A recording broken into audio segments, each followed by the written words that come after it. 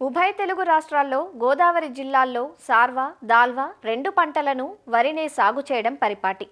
పంట మార్పిడి లేక కేవలం వరినే కొన్ని ఏళ్ల పాటు చేయడం వల్ల పోషక ధాతు లోపాలు, ముఖ్యంగా జింకు లోపం ఈ పొలాల్లో ఎక్కువగా కనిపిస్తోంది. అసలు జింకు లోపం రావడానికి కారణాలు, ఈ లోపాన్ని అధిగమించడానికి ఎలాంటి యాజమాన్యపు చర్యలు చేపట్టాలో తెలియజేస్తున్నారు పశ్చిమ గోదావరి జిల్లా మారుటేరు ప్రాంతీయ వ్యవసాయ పరిశోధనా స్థానం శాస్త్రవేత్త డాక్టర్ సిహెచ్ శ్రీనివాసరావు.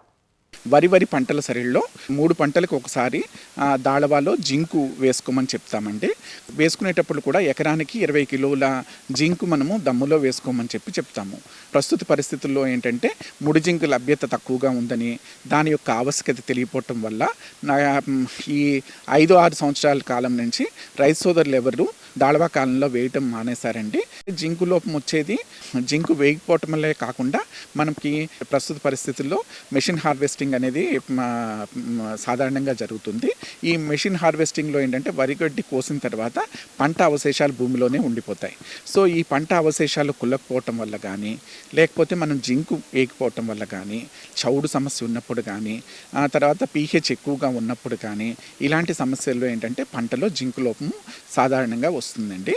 సో అందుకనే తప్పనిసరిగా మనము ఈ జింకు లోపానికి రాకుండా ముందుగా మనము పంట కాలంలో, దాళవా కాలంలో దమ్ములోనే ఎకరానికి 20 కిలోల చొప్పున జింకు వేసుకోవాలి.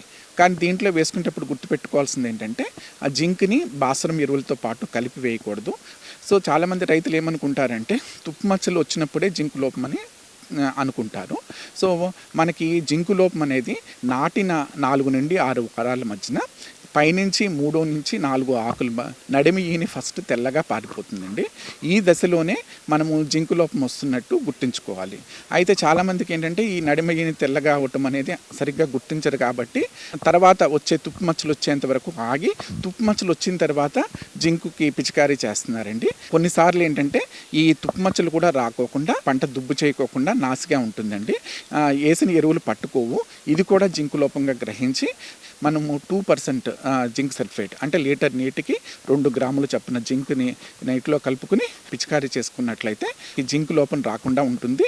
అయితే ఇది ఒక్కసారి లోపం వచ్చిన తర్వాత ఒకసారి పిచికారీ చేసుకుంటే అది పనిచేయదండి. 5 రోజుల వ్యవధిలో 2-3 సార్లుగా మనం పిచికారీ చేసుకున్నట్లయితే అప్పుడు జింక్ లోపము నివారించుకోవచ్చు.